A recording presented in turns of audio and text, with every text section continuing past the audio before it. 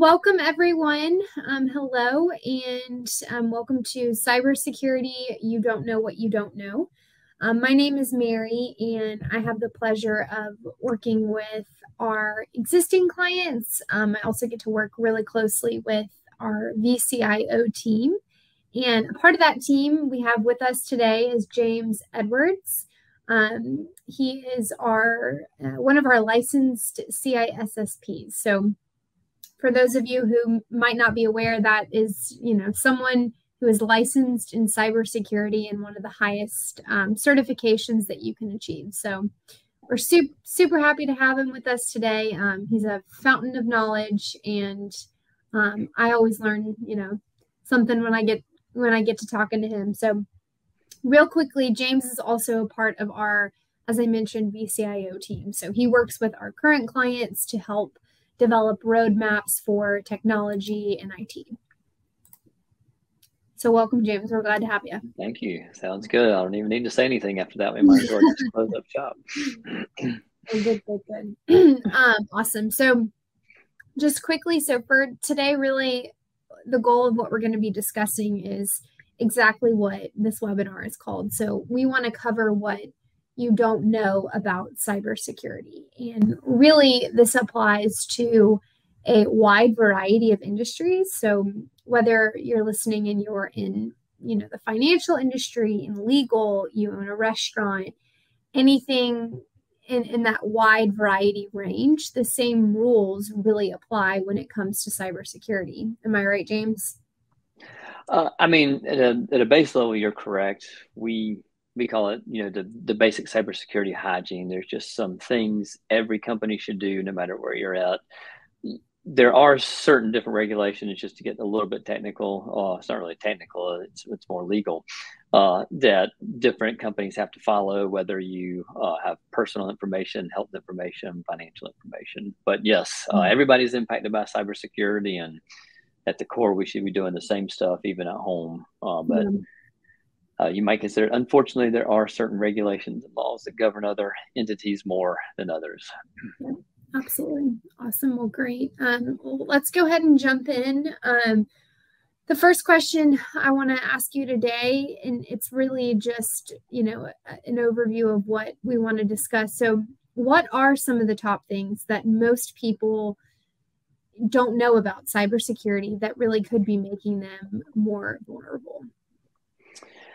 I mean, this is it's a great question, and really, there's so many things I could probably list. I do feel like we, hear the same things, and I'm probably going to hit on some of those because I feel like oftentimes what we see in cybersecurity is we become complacent, and so we kind of ignore stuff.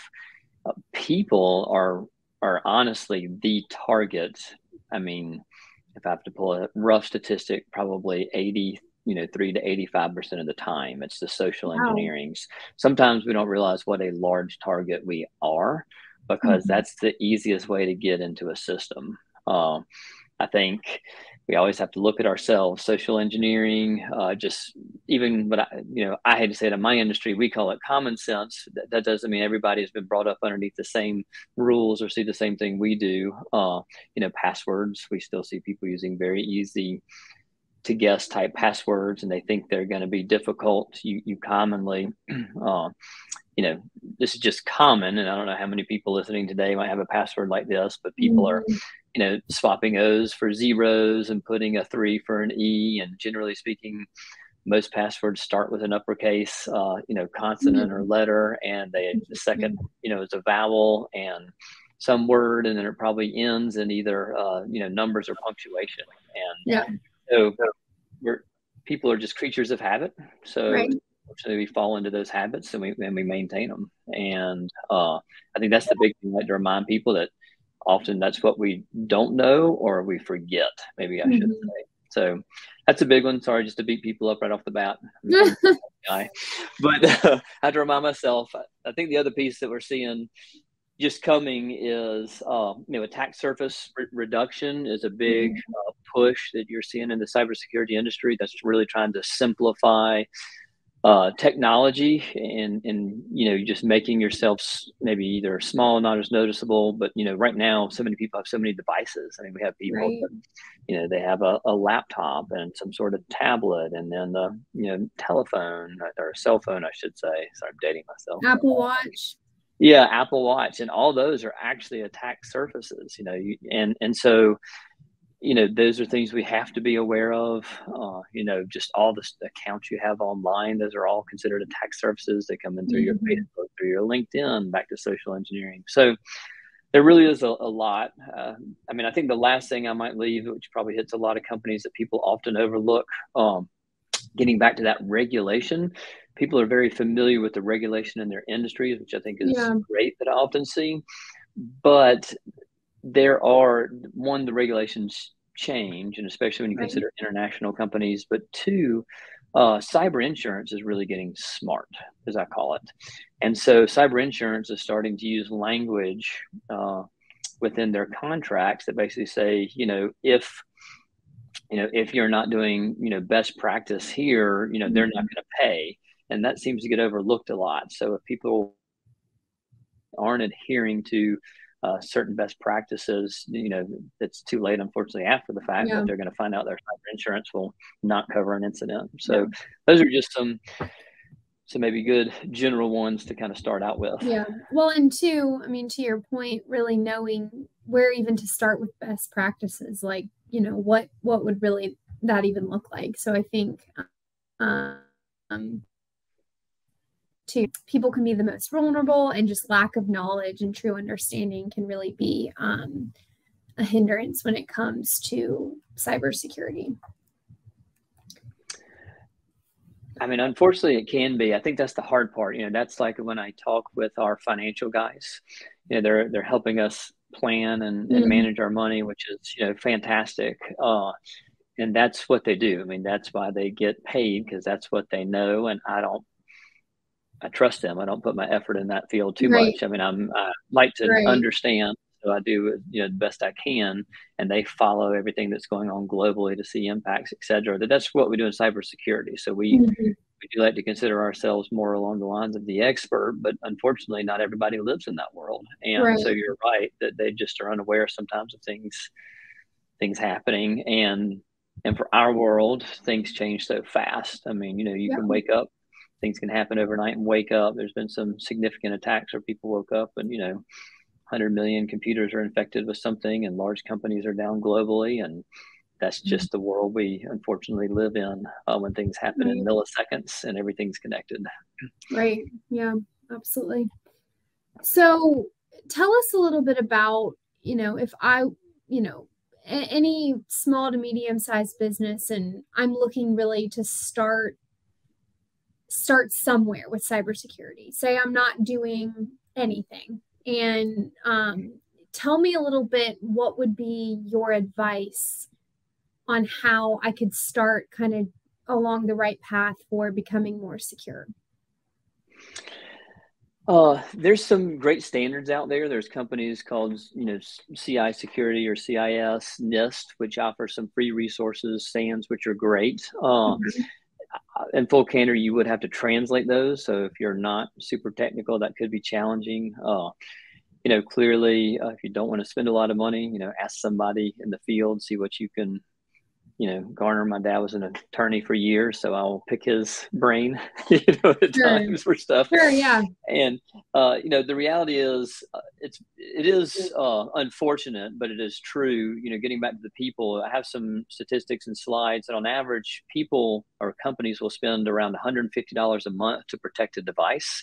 They Okay. spend $5 on the people. That's what small business spend, $5 a month. And so there's a very lopsided piece that we can definitely jump in, and those are Wow. things like antivirus, and those are all important. I don't want to belittle anything. We have what we call a defense in depth concept. So you want several pieces in place to stop an attack, or at least highlight attack before it can take too much information out of your business. But the best things to do would be, a good solid antivirus. We're Yeah. getting into what we call the next generation antivirus, which is kind of a buzzword. It operates a little better, a little differently. Right. clearly just a firewall. Is getting back to people, just, slow down, use common sense. Policies and procedures in my mind is also a big one.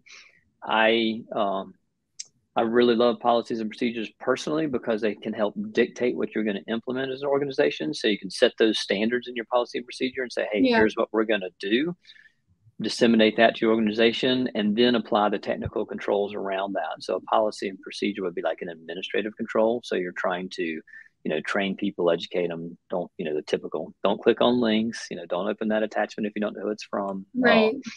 All Slow that down sort of is a stuff. big thing. I mean, that Yeah. that probably hits home the most, just because, when you have a million things to do and your inbox is full and you've got emails and links, it's hard to slow down. Exactly what you said, and take that time. And it's easy to click on something that would be malicious. It is. I mean, I'll self-confess here, just because I feel like sometimes people, look at us in this world of cybersecurity, and they expect us to be perfect. Unfortunately, we have to be right 100% of the time. So we do have to be the best we can, but rarely is anybody right 100% of the time. Our own training and system internally, I got a phishing email from it, and it was from Netflix. We subscribed to that, and it said, my credit card was denied. And so it was kind of interesting because my first thought was, oh, that's funny.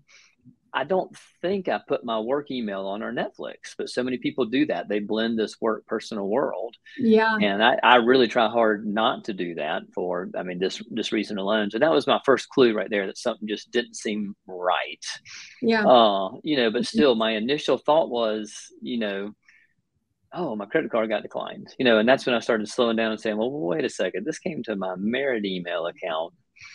Let me think about this. And, and it turns out it was. I looked at the email. Clearly, I didn't click on any of the links, etc. But, I realized after doing some sleuthing myself technically, I realized this is exactly what this is. This is a spam email that came from our system. But like I said, for that initial minute, when it first flashed across the screen, I thought, oh, man, what happened to the credit card? Not, is this a phishing email? So anyways, that's a great example where I like to let people know that even when we're in the industry, sometimes we can get fooled.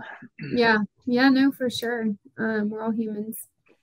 Okay, let's move on. So, and you've kind of covered a little bit surrounding this, but what would you say to really help a client understand they don't know what they don't know about cybersecurity, and then some of the value, which you kind of already touched on a little bit, which I love, about having a team of cybersecurity experts backing your organization?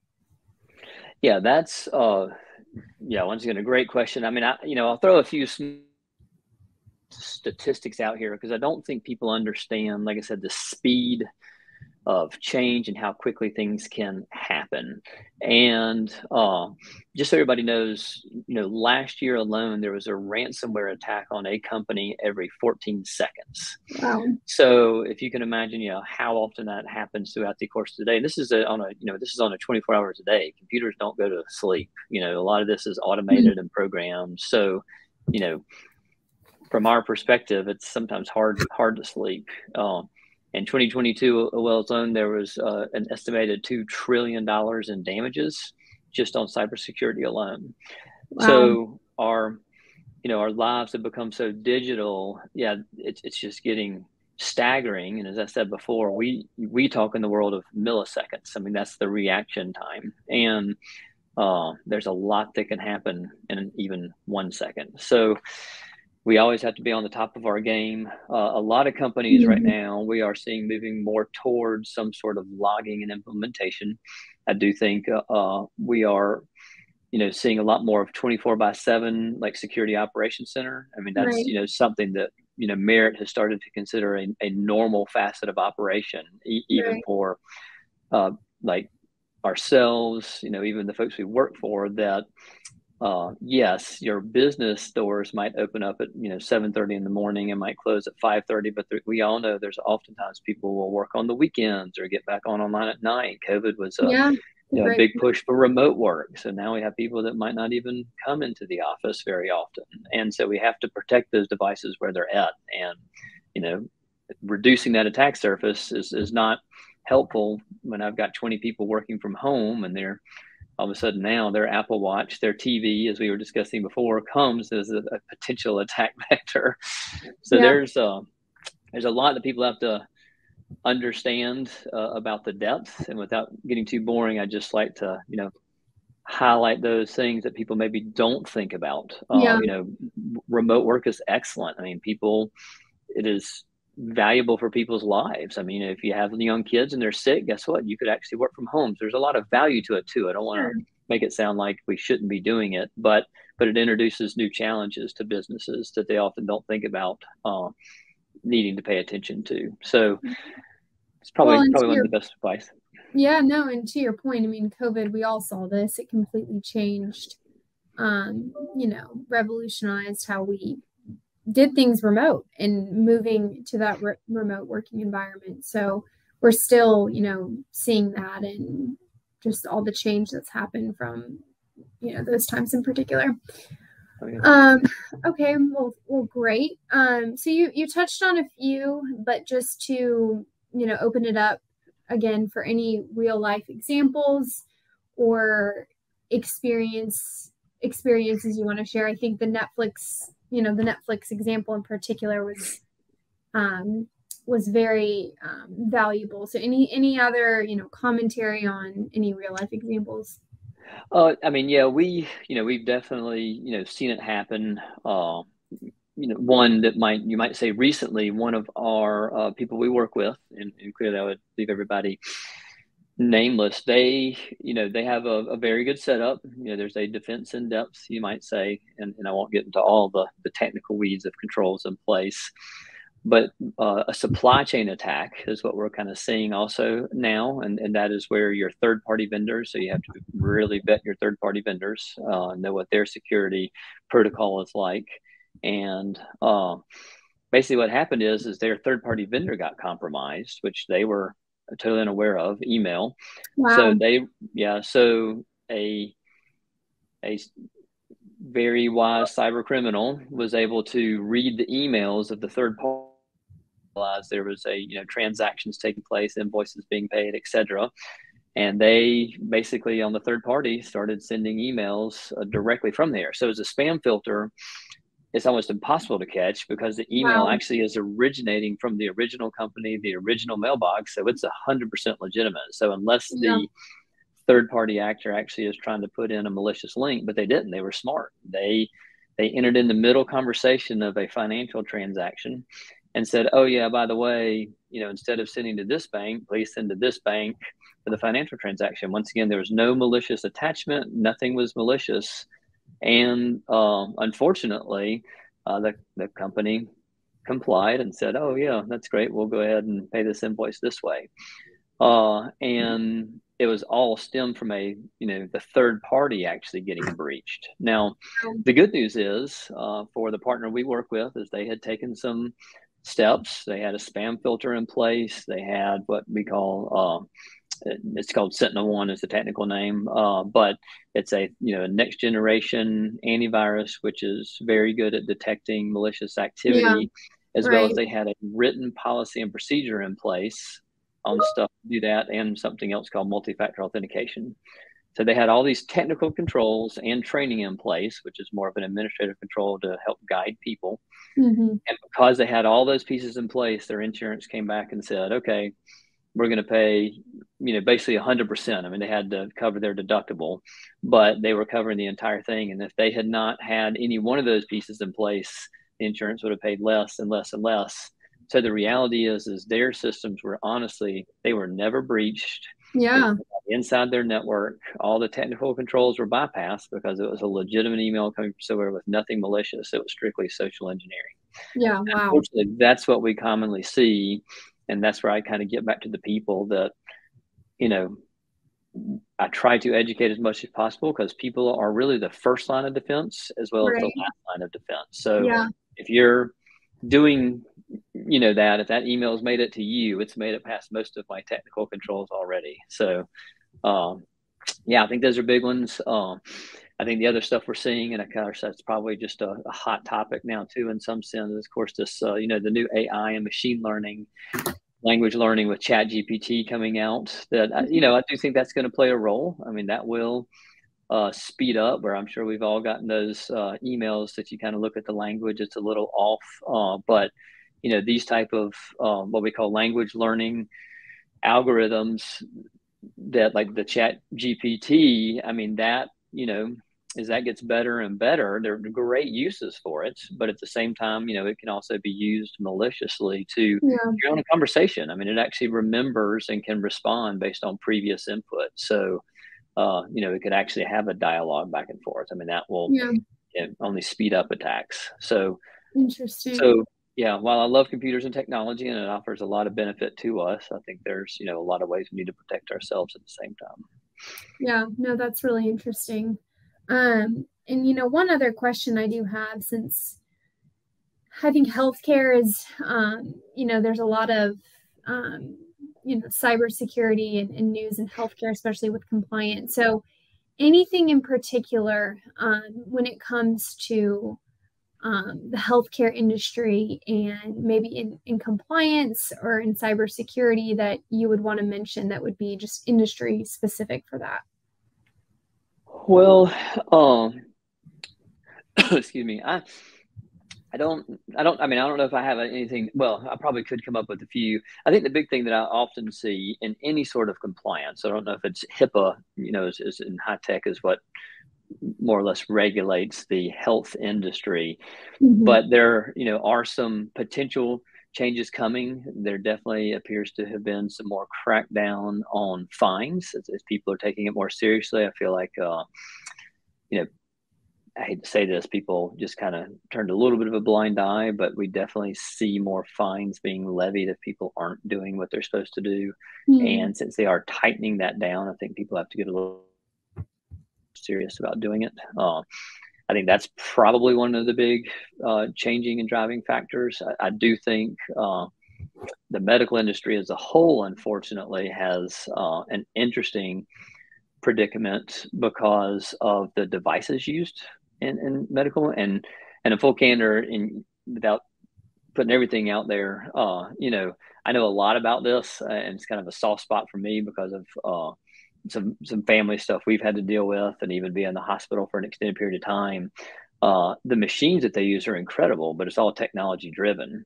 And Yeah. unfortunately, a lot of these machines are not updated regularly because it's very specialized. And you know, and I can even attest to some stuff I saw in old stuff and Bluetooth connections. I mean, I was, you know, just walking around the hospital and just you could connect to certain things Bluetooth that could have been a monitor for somebody or even a Wow. pump, and you just realize, wow, you know, I just don't, unfortunately, I don't think it's garnering the attention that it probably should.